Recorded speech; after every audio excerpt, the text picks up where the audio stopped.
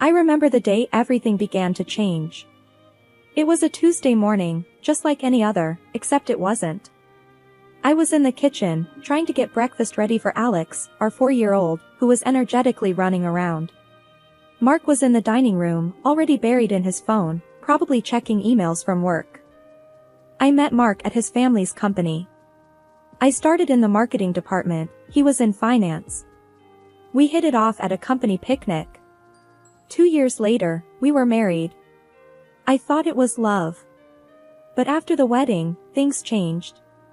Mark and his family insisted I become a housewife. It's for the best, they said. I didn't realize then that it was the beginning of losing myself. Mommy, I want pancakes. Alex's voice cut through my thoughts. Coming right up, honey, I replied, flipping a pancake on the skillet. Mark's voice, sharp and cold, sliced through the morning air. Karen, are you going to take all day? I have an important meeting. Sorry, just finishing up here, I said, trying to keep my voice steady. The clatter of plates as I set them on the table seemed louder than usual. Mark barely glanced at the breakfast. This bacon is undercooked, he muttered, pushing the plate away. I felt a sting in my chest, but I swallowed it down. I'll make a note of it for next time, I said, plastering a smile on my face. Alex, oblivious to the tension, chattered away about his toy cars. I envied his innocence. Mark's mother, Helen, chose that moment to make her grand entrance, as if on cue. Karen, darling, let me show you how to cook bacon properly. Mark likes it crispy. I watched as she took over my kitchen, my home, my life. Helen had always been the matriarch, overseeing everything with a critical eye. And there I was, her project. See, you have to let it cook on low heat for longer. You'd know if you paid more attention, Helen said, flipping the bacon with an air of superiority. Mark nodded in agreement, not meeting my eyes. Mom knows best, he said. I bit back a retort, focusing on Alex's bright smile as he munched on his pancakes. As they left the kitchen, Helen with a satisfied smile and Mark still glued to his phone, I stood there, amidst the sizzling pans and the half-eaten breakfast, feeling more alone than ever. As days turned into weeks, the distance between Mark and me grew. It was like living with a stranger. He came home late, left early, and we barely spoke. I tried to bridge the gap, but it was like talking to a wall. One evening, I decided to make his favorite, spaghetti bolognese. I spent hours in the kitchen, hoping it would bring back a spark, anything. I set the table, lit candles, even put on some music, the kind we used to dance to. When Mark finally came home, he didn't even notice the effort. He just slumped into his chair, eyes fixed on his phone. What's this? He asked, poking at the spaghetti. I thought I'd make your favorite, I said, my voice barely above a whisper. He took a bite and grimaced. It's too salty. Didn't you taste it? I felt a lump in my throat. I thought it was okay. He pushed the plate away. I'm not eating this. I'll order a pizza. My heart sank as I cleared the untouched food. It felt like I was throwing away more than just spaghetti. Alex, bless his soul, tried to lighten the mood. Mommy, can I have pizza too? Of course, sweetie. I managed to smile for him. But the silence that followed was deafening. Mark ate his pizza, eyes glued to the TV, while I picked at my food. The gap between us felt like a chasm. The next day was no different. I was folding laundry when Mark walked in, his face like a thundercloud. Can't you do something about all this mess?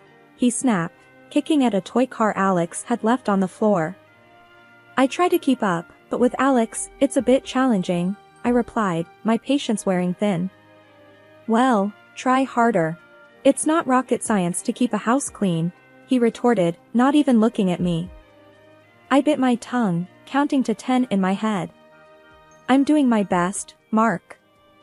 Your best isn't good enough, he muttered, storming off to his office, the spare room he'd taken over. It was like this every day. The man I married, who used to make me laugh, who used to listen, was gone. In his place was this cold, indifferent person I barely recognized.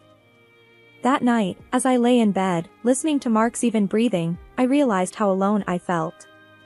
The man lying next to me might as well have been a million miles away.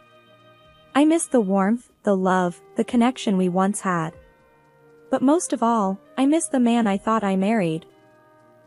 And in the darkness, a thought crept into my mind, maybe this was the beginning of the end.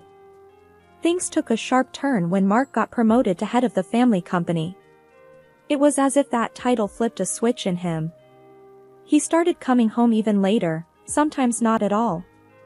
When he was home, it was like living with a king who thought his castle wasn't good enough. One evening, he swaggered in, reeking of expensive cologne and self-importance. "Karen, we need to talk about your appearance," he said, eyeing me like I was a piece of outdated furniture. I was taken aback. My appearance? What about it? He sighed, like he was explaining something to a child. "You've let yourself go. It's embarrassing. I'm the head of a major company now. I can't have you looking like this." I felt my cheeks burn. "I'm taking care of Alex and the house. I don't exactly have time for a beauty routine." He rolled his eyes. "Excuses. If you cared enough, you'd find the time. Get a gym membership. Do something." I couldn't believe what I was hearing. "So, it's all about appearances for you now? What happened to loving me for who I am?" He scoffed. "That was before I realized I could do better. Shape up, Karen. Or I might have to make some changes." I was speechless. The man I'd loved, the father of my child, was telling me I wasn't good enough for him anymore. I felt like I was drowning, and he was the water. The next day, I tried to talk to him about it, hoping he'd been in a bad mood and didn't mean it. He was in the kitchen, sipping his expensive coffee, scrolling through his phone. "Mark, about last night, I think we need to talk," I started, my hands trembling. He didn't look up. "Not now, Karen. I have a meeting." "But this is important. You hurt me," I insisted. He finally looked at me, his eyes cold. I said what needed to be said. "You're the one who needs to change, not me." I felt a tear slide down my cheek. "You used to love me the way I was." He snorted. "That was before I realized my worth. You should too." I walked away, feeling a piece of my heart break off. The man I'd married was gone. In his place was this stranger who judged me, who made me feel small and worthless. That night, as I lay in bed, listening to the silence of the house, I realized I had a choice to make. I could stay and wither away under his contempt, or I could leave and try to find myself again. It was a terrifying thought, but for the first time in a long time, I felt a flicker of hope. Maybe, just maybe, I could be strong enough to start again. It was at one of those overly formal family dinners that I felt the full weight of being disregarded. The dinner table was set like something out of a magazine, but the atmosphere was anything but warm. Mark and his father, John, were absorbed in discussing the family business. I sat there, a silent observer, my presence seemingly forgotten. The quarterly reports need serious attention. Sales must pick up, John stated, his voice firm and businesslike. Mark was quick to respond, "We're considering expanding our marketing, maybe even breaking into new international markets." Hearing this, I couldn't help but speak up. Marketing was my turf, my passion before I was reduced to just a housewife. "Have you thought about leveraging digital marketing? Social media platforms could be a great way to widen your reach," I suggested, a bit hesitantly. There was a pause, the kind that stretches just long enough to become uncomfortable. Then, to my dismay, John burst into laughter. "Social media? Really, Karen? It's endearing that you want to help, but let's leave the business talk to us, shall we?" Mark joined in with a patronizing chuckle.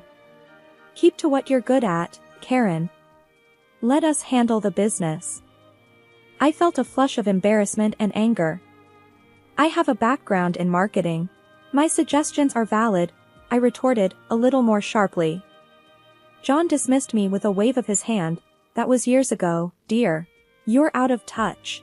You have other responsibilities now. The rest of the dinner went by in a blur of humiliation and anger. Their words stung, belittling not just my ideas but my very identity. I was more than just their perception of me. Later, needing some solace and support, I went to see my dad. He had always been my pillar of strength, the one who always encouraged me to pursue my dreams. "Dad, they just brushed me off, like I don't matter," I said, my voice tinged with frustration and hurt. "Karen, I've always told you about Mark and his family's nature," Dad replied, his tone a mix of concern and a hint of, "I told you so." "I know, Dad, but I didn't expect it to be this bad." "They treat me as if I'm invisible," I admitted, feeling defeated. "Karen, you're not invisible. You're smart and capable. Don't let them diminish you," he encouraged, his voice firm. "But I feel trapped, Dad. I don't know what to do," I confessed, feeling a sense of despair. That's when Dad surprised me. "What if we shake things up a bit? I've got some money set aside from some successful investments. How about I buy shares in Mark's family company?" I stared at him, certain I'd misheard. "You're joking, right?" "No, I'm serious. It's high time someone showed them you're not to be underestimated." I laughed, despite the situation. The thought of my dad, the outsider, getting involved in their precious family business was absurd, yet strangely satisfying. Life, as I knew it, came crashing down one ordinary Tuesday. I had been feeling under the weather for a while, but I brushed it off as stress or fatigue. It wasn't until I found a lump that I couldn't ignore it anymore. The doctor's appointment was supposed to be routine, but it wasn't. Sitting in the sterile doctor's office, the words hit me like a ton of bricks. "I'm sorry, Karen, but it's breast cancer. We caught it early, but you'll need immediate treatment." I sat there, numb. Cancer? Me? It couldn't be. But the doctor's solemn face told me it was all too real. I have a son. A family. What are my options?" My voice sounded distant, even to my ears. "We'll discuss treatment plans, but it's important we start soon," the doctor said gently. I walked home in a daze. How do I tell Mark? How do I tell Alex? My mind was a whirlwind of fear and uncertainty. Mark was in the living room when I got home, glued to his laptop as usual. "Mark, we need to talk," I said, my voice barely above a whisper. He glanced up, annoyed. "What now, Karen? Can't you see I'm busy?" I took a deep breath. "It's serious. I went to the doctor today. I have breast cancer." For a moment, there was silence. Then he said something I'll never forget. "Cancer? Great. Just what I needed. More drama." I stared at him, disbelief and hurt warring inside me. "Mark, did you hear what I said? I have cancer." He sighed, closing his laptop with a snap. "Yeah, I heard you. So, what does this mean? More doctor visits? How is this going to affect me and the company?" I was speechless. How could he be so callous? "It means I need treatment, Mark. I need support." He stood up, pacing the room. "Well, you better get it sorted quickly. I can't have you slacking off on housework and taking care of Alex." I felt like I was in some nightmare. "Is that all you care about? The house? The work? What about me?" He stopped, looking at me like I was a problem to be solved. "Look, Karen, it's not that I don't care, but you have to understand the timing is terrible. We have a business to run." The rest of the conversation was a blur. His words were like daggers, each one cutting deeper than the last. I was alone, truly alone in this. The following weeks were a whirlwind of appointments, treatments, and overwhelming fatigue. I tried to keep up with the house and Alex, but it was too much. Mark's patience wore thin. One evening, after a particularly grueling treatment, I was too exhausted to cook. "Mark, can we order in tonight? I'm just not up to it." He scoffed. Order in? Again? What do I keep you around for if you can't even cook a simple meal? It was a crushing blow, not just to my body, but to my heart. The day of my surgery loomed over me like a dark cloud. I was scared, not just of the surgery itself, but of what life would be like after. I would wake up less of a woman, or so I felt. My body, once a source of pride, was now a traitor. I didn't expect Mark to hold my hand and tell me everything would be okay. Those days were long gone, but I did hope for a semblance of support. Instead, what I got was indifference. As I was getting ready for the hospital, Mark was busy getting dressed for work. "You'll be fine, right? The doctors know what they're doing," he said, not even looking at me. "Yeah, I guess," I replied, trying to keep my voice steady. He paused, his hand on the door handle. "Call me when it's done. I've got an important meeting, can't miss it." I felt a lump form in my throat. "Sure, I'll call." The surgery was a blur, but waking up was worse. I felt a void where part of me used to be. My parents were there when I opened my eyes, their faces etched with concern and love. "Mom, Dad," I whispered, tears streaming down my face. "We're here, sweetheart. We're here," Mom said, taking my hand. Mark didn't show up, not that day or the next. He didn't even call. It was as if my surgery, my cancer, was a minor inconvenience best kept out of sight, out of mind. Recovery was slow and painful, but eventually, I was allowed to go home. I dreaded it, not knowing what to expect from Mark. I arrived home to a shock. Mark wasn't alone. A young woman, maybe in her late 20s, was in my living room. She was laughing at something he said, touching his arm in a familiar way. I felt like I had walked into someone else's life. "Mark? What's going on?" My voice was a croak, still weak from the surgery. He looked up, surprised, then his expression hardened. "Karen, let's talk in the kitchen." In the kitchen, he was blunt, cold. "I want a divorce. I've met someone else. You're not the woman I married." I stood there, numb, the pain from my surgery nothing compared to the pain in my chest. Divorce? Because of her? Because of this? I touched the bandage on my chest, my voice rising. "It's not just that. You've changed. You're always so sad, so needy. I need someone vibrant, alive. Not this." He gestured at me dismissively. I couldn't believe what I was hearing. "I have cancer, Mark. I had surgery. What did you expect?" He shrugged. "I don't know. But this isn't it. I've moved on. You should too." He handed me divorce papers, still warm from the printer. "I want you out of the house. It's for the best." I looked at him, at the stranger he had become. "Where am I supposed to go?" "That's not my problem. Figure it out." I packed a bag, my hands shaking. Alex was at my parents', thankfully spared from this nightmare. As I left, I looked back at the house, the life, the man I had once loved. It was all gone, replaced by a cold, harsh reality. After the divorce, I moved in with my parents, a shadow of my former self. The betrayal, the surgery, the cancer, it all took its toll. But it was in those moments of despair that something unexpected happened. I was sitting at the kitchen table with my dad, nursing a cup of coffee, the silence between us comfortable. Dad broke it with a question that caught me off guard. "Karen, remember when I said I was thinking of buying shares in Mark's company?" I looked up, surprised. "Yeah, I thought you were joking." He shook his head, a serious look in his eyes. "I wasn't. I went through with it. I now own a significant portion of the company." I nearly dropped my cup. "You what?" He nodded. "Yep. I used my investment savings. It's all legal and above board. I own 80% of the shares now." I was speechless. This was huge. Dad owning a majority of Mark's family company? It was the kind of twist you'd expect in a movie, not real life.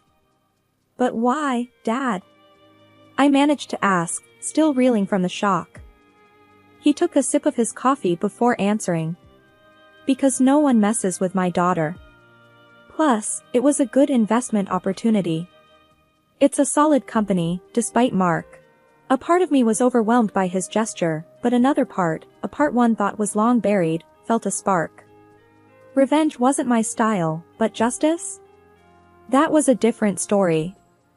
Dad, what are you planning to do with those shares? I asked, curiosity piquing. He grinned. Well, that's up to you, Karen. You have the business acumen, the marketing knowledge. You could do a lot with this opportunity. Me? Running the company that once belonged to Mark and his family? It was ludicrous, audacious, and thrilling. But I'm not sure I'm up for it. I hesitated, doubt creeping in. Dad put his hand on mine, his eyes kind. You're stronger than you think, Karen. You've been through hell and back.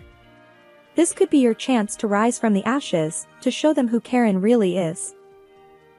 The idea was crazy, but it was also empowering. For years, I'd been put down, made to feel small and insignificant. But now, I had the power to change that, to turn the tables. I spent the next few days thinking about it, weighing the pros and cons. It wasn't just about revenge, it was about taking control of my life, about proving to myself that I was more than what Mark and his family thought of me. Finally, I made my decision. I was going to do it. I was going to take on the company, make it my own. It was a daunting thought, but for the first time in a long time, I felt a sense of purpose, a drive. Dad, I'll do it. I'll take over the company, I said, my voice steady and confident. Dad smiled, his eyes twinkling. I knew you would. I'll set up a meeting with the board. It's time they met the new majority shareholder. The day of the shareholders' meeting dawned, a day that would mark my foray into a world I had been shut out from for so long. I stood outside the company building, taking a deep breath. Inside, the board, along with Mark and his father, awaited the arrival of the new majority shareholder. They were in for a surprise. Dressed in my best suit, feeling more confident than I had in years, I pushed open the doors and walked into the boardroom. The looks on their faces were priceless. Karen, what are you doing here? Mark stammered, his face a mix of confusion and disbelief. I took my seat at the head of the table, feeling every pair of eyes on me. I'm the new majority shareholder. Thanks to my father's investment, I now own 80% of this company. There was a moment of stunned silence, then whispers broke out among the board members. John, Mark's father, was the first to recover. This has to be some kind of joke, he said, his voice gruff. No joke, John. I'm here to make some changes, I replied, my voice steady. Mark was still staring at me, his face pale. Karen, this is crazy. You can't run a company. I smiled, a small, satisfied curve of my lips. I think you'll find I'm more than capable. In fact, I have plans to increase profits and expand the company. Plans that involve modernizing our approach and embracing digital marketing, something I suggested before and was laughed at. The board members were now listening intently. I laid out my plans, speaking with confidence and knowledge. I saw nods of approval, even a few impressed glances. As the meeting drew to a close, Mark approached me, a desperate look in his eyes. Karen, please, let's talk about this. We can work something out. I looked at him, the man who had belittled me, betrayed me, and thrown me away when I was at my lowest. There's nothing to talk about, Mark. You made your choice. Now, I've made mine. He reached out, but I stepped back. Karen, I'm sorry. I didn't know what I was doing. Please, give me a chance. I shook my head, my resolve firm. It's too late for that, Mark. You showed me your true colors, and I've moved on. Leaving the boardroom, I felt a weight lift off my shoulders. I had come a long way from the broken woman who left Mark's house with a bag and a broken heart. I had taken control of my life, my future. The sun was setting, casting a warm glow over the city. I took a moment to savor it, the beauty of a new beginning. Here's to new beginnings, I whispered to myself, a smile playing on my lips.